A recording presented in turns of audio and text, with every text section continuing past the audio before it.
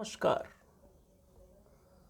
Ayurvedic pharmacist परीक्षा की दृष्टि से पिछली कक्षा में हमने आयुर्वेद का परिचय इस विषय पर कुछ चर्चाएं की थी। उसी श्रृंखला को आगे बढ़ाते हुए आज हम वात और उसके स्वाभाविक गुणों पर चर्चा शुरू करेंगे। इसके पीछे हमने पित्त और कफ की विस्तृत चर्चा आपसे की थी।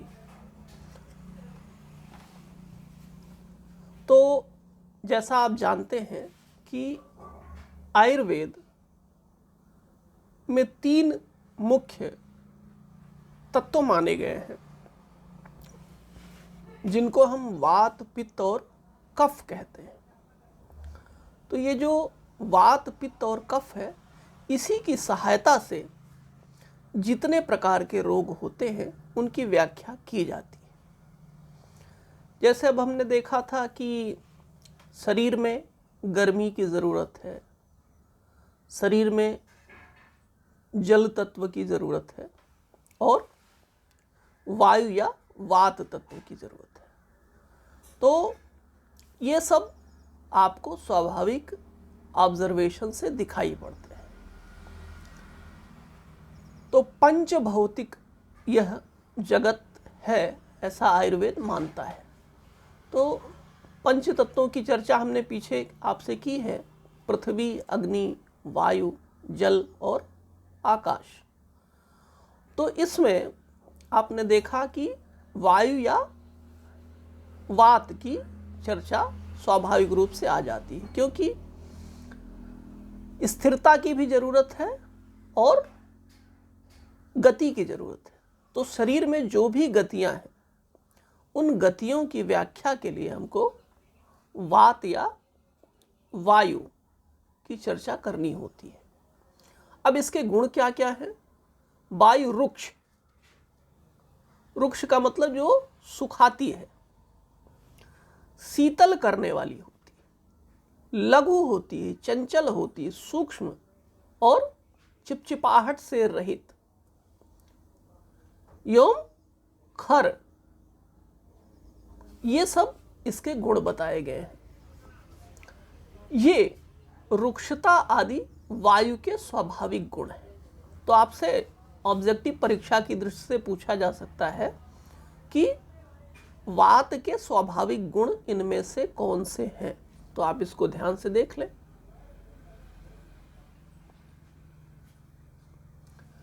फिर जब वायु सम अवस्था में होती है तो इन गुणों का अनुभव नहीं होता है, अपितु उत्साह, श्वास लेना और छोड़ना आदि कर्मों से ही वायु की उपस्थिति का पता चलता है। यानी कोई भी है, उसके अंदर एक स्वाभाविक उत्साह है, श्वास लेना और श्वास को छोड़ना, ये प्रक्रियाएं निरंतर चलती रह रही शरीर में। तो इससे भी आपको वात का पता चलता है। लेकिन यही वात जब प्रकुपित हो जाती है तो शरीर में भिन्न भिन्न प्रकार के रोग प्रकट होते हैं।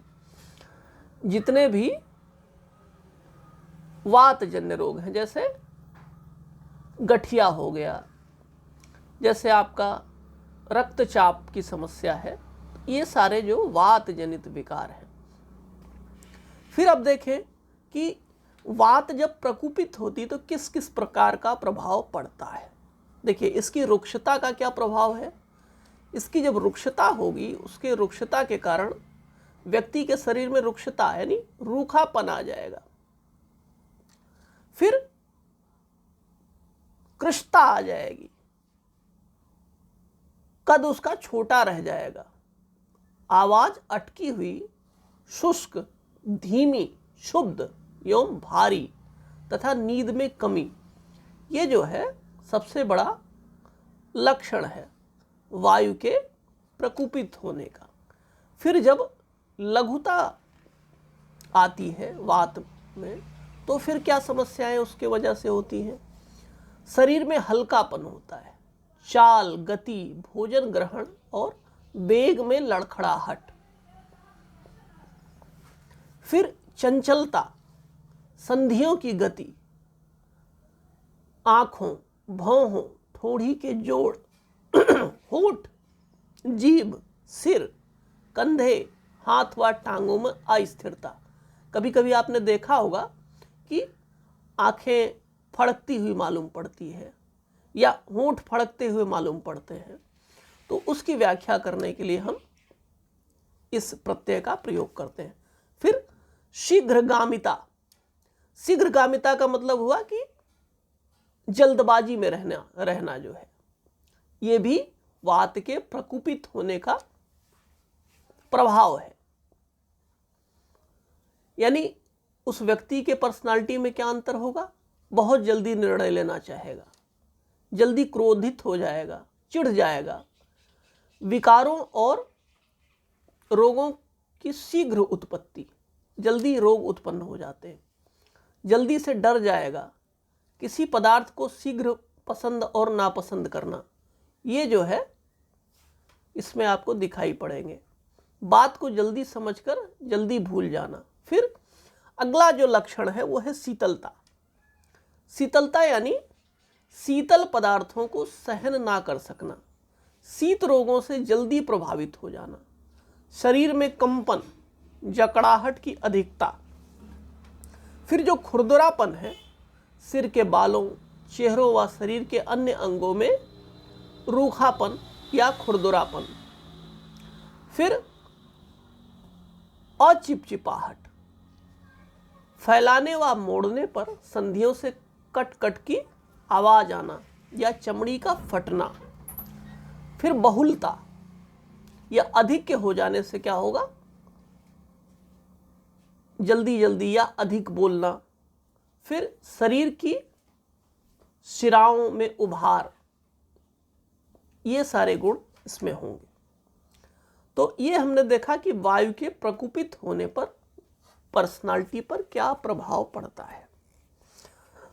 तो जब प्रकुपित होती है तो उससे आपके शरीर में जकड़ाहट, चुभन जैसा मालूम होना या हड्डी का अपने स्थान से खिसक जाना या कंपन महसूस होना, ठंड का अधिक लगना। फिर त्वचा के रंग का कुछ फीका पड़ जाना, मुंह का स्वाद कसैला या फीका होना, यानी कोई चीज़ आपको स्वादयुक्त नहीं मालूम पड़ेगी। ये सब इसके प्रकुपित होने का लक्षण है। इसका मुख्य स्थान आंत में है, पक्वाशय जिसको कहते हैं। अन्न का मल जब पक्वाशय में पहुंचता है तो वायु उत्पन्न होती है, जो दूषित या प्रकुपित वायु ही होती है। फिर वायु के प्रकुपित होने के कारण क्या क्या है? देखिए, इसमें भी ऑब्जेक्टिव क्वेश्चन आपको बन सकता है कि इनमें से वायु के प्रकुपित होने का कारण क्या है। तो हमेशा ये कहा गया है कि किसी भी वेग को रोकना नहीं चाहिए। तो वेग चाहे मलमूत्र का हो, छींक आदि का स्वाभाविक वेग हो, या भोजन अभी ठीक से पचा नहीं, आपने फिर खा लिया, अधिक रात में जागते रहना, बहुत लंबी यात्राएं करना, और बहुत ज़्यादा तीखे, कड़वे, कसैले इत्यादि जो पदार्थ है उनका ज़्यादा सेवन करना, ड्राई फ्रूट्स अधिक खाना, अधिक संभोग करना या डरना, ज़्यादा उपवास रखना, इन सब के कारण से शरीर में वायु दोष हो जाता है, यानी वायु प्रकुपित हो जाती है। वर्षा ऋतु में इन कारणों के बिना भी वायु का प्रकोप स्वाभाविक रूप से हो जाता है। यानी जब वर्षा ऋतु आती है तो वर्षा ऋतु में वायु प्रकुपित हो जाती है अपने आप, बिना किसी काज के। अच्छा, जिन लोगों की वात प्रकृति है तो उनमें बहुत थोड़ा सा अल्प कारण भी होगा तो भी वायु प्रकुपित हो जाएगी। अब इसका उपचार कैसे होगा? इसके उपचार के लिए विपरीत चिकित्सा की जाएगी। यानी जैसे हमने देखा कि शुष्कता आ जाती, तो जब शुष्कता आ जाएगी तो उस शुष्कता को दूर करने के लिए हमको स्नेहन करना पड़ेगा। स्नेहन का मतलब हुआ कि जैसे हम उपटन इत्यादि लगा दें, या हम तेल इत्यादि से मालिश कर दें, या हल्के गर्म जल से स्नान करें, या वस्ती या एनिमा देना, ये सारे जो है उपाय हैं। फिर स्वेदन, स्वेदन यानी पसीना। जैसे कभी कभी आपने देखा होगा कि गर्म पानी करने के बाद हम मुंह को ढक करके उसका सेवन करते हैं, तो ये कहलाती है स्वेदन पद्धति या सिकाई की पद्धति। फिर इसके बाद है मृदु विरेचन। मृदु विरेचन अर्थात स्निग्ध, उष्ण तथा मधुर, अम्ल तथा लवण रस वाले द्रव्यों से तैयार औषधि से हल्का विरेचन कराना। अब ये देखें, पीछे आप लोगों को अगर ध्यान हो तो ये 6 प्रकार के रस हैं, ये भी आपको पूछे जा सकते हैं, मधुतिक्त, कषाय इत्यादि इत्यादि। फिर इसके बाद जिस रोग पर असर हुआ है उस पर पुल्टिस यानी कपड़े की पट्टी बांधना या दबाव डालना, है ना, इस सब कारणों से भी इस रोग को दूर किया जा सकता है। फिर जो वात को दूर करने वाले द्रव्य हैं उनका नस से लेना, यानी नाक में डालकर ऊपर की तरफ खींचना, तो ये नस्य कर्म है। फिर वायुहर औषधियों के काढ़े की धारा सिर पर डालना, एक पद्धति है जिसको कहते हैं सिरोधारा। तो इस सिरोधारा में ऐसी औषधियों को सिर पर डालना जो कि वायु को दूर करती है, या इन्हीं औषधियों से तैयार मदिरा व आसव आदि देना, ये भी जो है इस रोग को दूर करने के लिए एक उपाय बताया जाता है। फिर पाचक, दीपक, उत्तेजक, वायु को शांत करने वाली तथा विरेचक औषधियों से पकाए घी, तेल आदि स्नेह पदार्थों का प्रयोग करना। फिर गेहूं और गुड़ से तैयार खाद्य पदार्थों का सेवन, स्निग्ध और उष्ण औषधियों से तैयार अनेक प्रकार के एनिमा का प्रयोग, और रोग व परिस्थिति के अनुसार मानसिक उपचार, जैसे रोगी को डराना, एकदम चौंकाना, विस्मरण करवाना।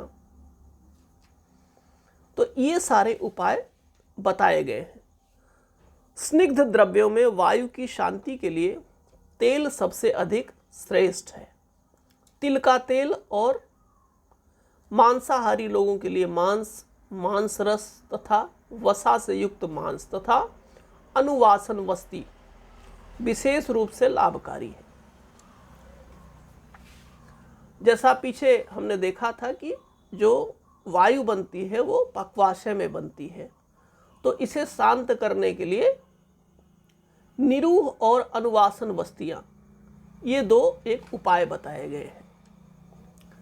फिर वायु क्षय के लक्षण और उपचार हम देखेंगे। यदि शरीर में वायु की कमी हो जाए तो इससे विभिन्न प्रकार की क्रियाएं व्यक्ति ठीक से नहीं कर पाता, जैसे बोलने में असमर्थता, या उत्साह का कम हो जाना, या अंगों में शिथिलता, ज्ञानेंद्रिया और मन के द्वारा ठीक प्रकार से ज्ञान प्राप्त न करना, ये सब जो है वात के कम होने का परिणाम है। वायु के स्वाभाविक कार्यों में कमी, जैसे अग्निमंद यानी जो पाचन है, डाइजेस्टिव सिस्टम है आपका, वो कमजोर हो जाएगा, जी मचलाना इत्यादि लक्षण इसमें दिखाई पड़ते हैं जब वायु कम हो जाती है। वायु के क्षय होने पर वायु को बढ़ाने वाले आहारों का सेवन करना चाहिए। जैसे अब वायु को बढ़ाने वाले आहार कौन कौन से, जितने आपके कटु, तिक्त, कसैले, लघु, रूखे एवं शीतल द्रव्य, ये सब वायु को, वात को बढ़ाते हैं।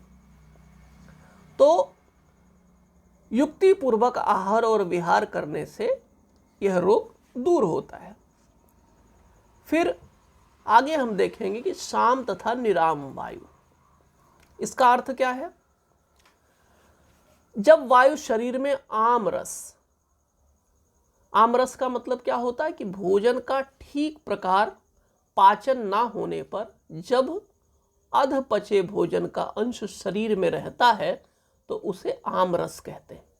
देखिए, ये आपके ऑब्जेक्टिव दृष्टि से महत्वपूर्ण है और आमरस बार बार ये शब्द आपको मिलता जाएगा। इसका अर्थ आप समझ लें कि जैसे आपने भोजन किया और उसका पाचन नहीं हुआ, लेकिन फिर आपने भोजन कर लिया, तो वो जो अधपचा भोजन है उसका अंश शरीर में बचा रह जाता है, इसी को हम आमरस कहते हैं।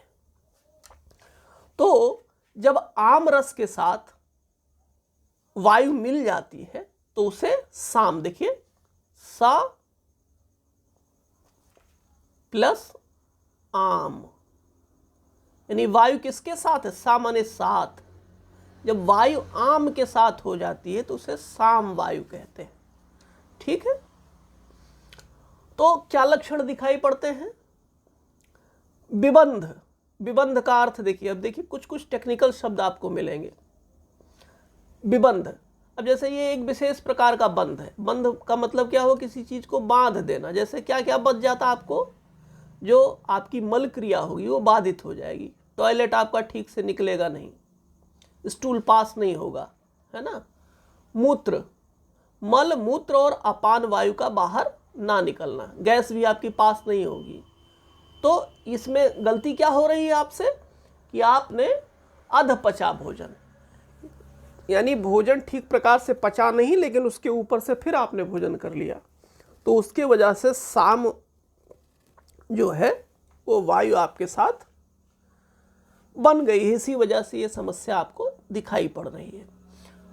फिर दूसरा क्या होगा, पाचन शक्ति में दुर्बलता, और आपको हमेशा तंद्रा या सुस्ती मालूम पड़ेगी, आंतों में गड़गड़ाहट की आवाज आएगी, कमर दर्द इत्यादि की समस्याएं होंगी। तो इसका मूल कारण क्या समझ में आया, आम। फिर इसके बाद इसके आगे बढ़ते हुए ये क्या होगा, शोथ होगा, जिसको हम आम बात कहते हैं।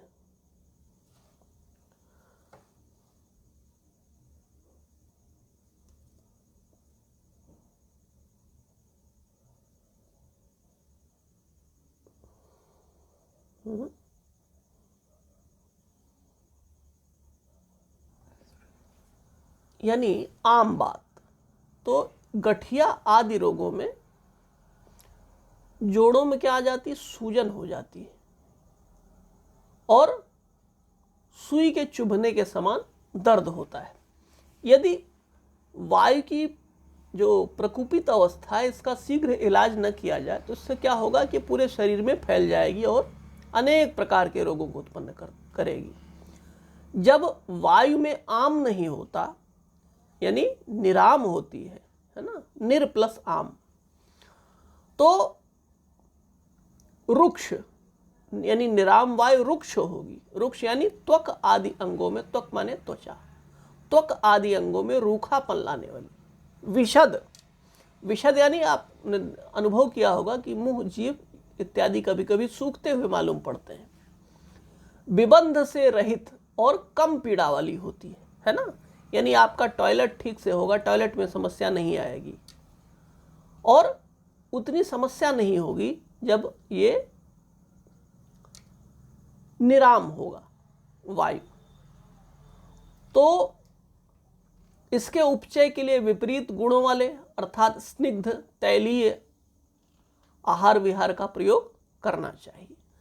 अब देखिए, फिर आगे हम देखेंगे कि वायु के भेद क्या क्या है। पीछे आपको अगर ध्यान हो तो हमने बताया था कि योग में भी 5 प्रकार की वायुओं का उल्लेख मिलता है, और इसके अलावा 5 प्राण और 5 उप प्राणों की भी मैंने चर्चा आपसे की थी। तो कमेंट कर करके आप बताएंगे कि 5 उप प्राण जो बताए थे मैंने वो कौन कौन से थे। फिर अब देखें कि ये जो वायु का भेद किया गया है ये इनके स्थान के आधार पर किया गया है और इनके कार्य के आधार पर किया गया है। अब देखिए, जैसे प्राण, तो ये जो प्राण वायु है इसका आश्रय स्थल कहाँ है, कहाँ रहता है ये प्राण? तो ये रहता है आपके सिर, जिह्वा, हृदय, कंठ, मुख और नासिका। यानी जो कंठ से ऊपर या कंठ से लेकर के जो सिर के ऊपर का जो स्थान है वहाँ पर प्राणवायु होती है। ठीक है, ये ऑप्शन जो पूछे जा सकते हैं परीक्षा में, उस दृष्टि से ये महत्वपूर्ण बनेगा ऑप्शनल क्वेश्चन के हिसाब से। फिर इसका कार्य क्या है? श्वासोच्छ्वास यानी श्वास का लेना और छोड़ना, इसकी क्रिया को संचालित करना। मुख व नासिका द्वारा बाहरी वायु का शरीर में प्रवेश कराकर देह को धारण करना, थूकना, छींकना आदि, ये सारी जो क्रियाएं होती हैं ये प्राणवायु के कारण होती है। इंपॉर्टेंट है आपके लिए। फिर इसके प्रकोप से क्या होगा? इसके प्रकोप से कभी कभी आपने देखा होगा कि हिचकी आती है या खांसी आती है। फिर श्वास संबंधी जो रोग होते हैं, दमा इत्यादि, स्वर भंग हो जाता है, जुखाम की समस्याएं, ये सब प्राणवायु के प्रकुपित होने के कारण होती है। फिर अगला जो है जिसका नाम है उदान वायु। उदान वायु का स्थान कहाँ है? कंठ में है, नाभि में है, यानी जो आपके फेफड़े हैं, डायफ्राम है, जिसको हम वक्षस्थल भी कहेंगे। फिर इसका कार्य क्या है? स्वर का कार्य है इसका, यानी जो हम बोलते हैं, श्वास को ऊपर की तरफ ले जाना इत्यादि इत्यादि। फिर इसके प्रकुपन से क्या होगा? आंख, कान, नाक एवं गले से संबंधित। ये देखिए, ये आपके लिए एक महत्वपूर्ण शब्द हो सकता है, ऊर्ध्वजत्रगत। यह किससे संबंधित है? तो आपको मालूम होना चाहिए कि ऊर्ध्वजत्रगत आंख, कान, नाक एवं गले के रोग को कहते हैं। फिर समान वायु। समान वायु का आश्रय स्थल कहाँ है? आमाशय एवं पक्वाशय। फिर इसके सामान्य कार्य क्या है? पाचक रसों के सक्रिय होने से भोजन का पृथक्करण और उनका विभिन्न धातुओं व मलों में वर्गीकरण, स्वेदवह, दोषवह और जलवह स्रोतों का नियंत्रण। आपको इन चीज़ों के बारे में हमने पीछे बताया है कि स्वेदवह, जलवह, ये सब क्या है, पीछे आप उसको फिर से रिवाइज करेंगे। फिर इसके प्रकुपन से होने वाले रोग क्या हैं? अग्निमांद, यानी अग्नि की मंदता, अग्निमंदता जिसको आप कहेंगे, अजीर्ण। फिर अतिसार और दोषपूर्ण पृथक्करण। फिर समान के बाद अपान वायु, इसका आश्रय स्थल कहाँ है? बड़ी आंत है। फिर श्रोणी प्रदेश के अंग, और इसके कार्य क्या क्या है? इसके कार्य है मल, मूत्र तथा शुक्र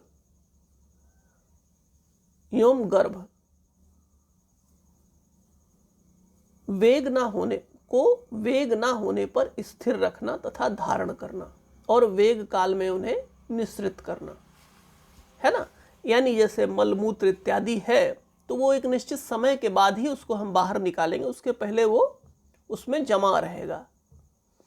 तो इस कार्य को करने वाला जो वायु है उसका नाम है अपान वायु। इसके प्रकुपन से आपको अश्मरी, देखिए बहुत अच्छा शब्द है, पथरी के लिए इस्तेमाल होता है। फिर अश्मरी, फिर मूत्रकृच्छ, ये जो है यहाँ पे हो गया है, ये इसके लिए ये है। फिर भगंदर है, गुदाभ्रंश आदि। मूत्राशय, मलाशय व अंडकोश के रोग और मूत्र संबंधी कष्ट साध्य रोग।